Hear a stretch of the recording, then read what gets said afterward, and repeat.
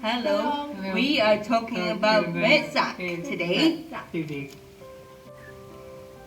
Vesak celebrates the birth, for the death, the the enlightenment of Buddha. Vesak is celebrated on the full moon of May.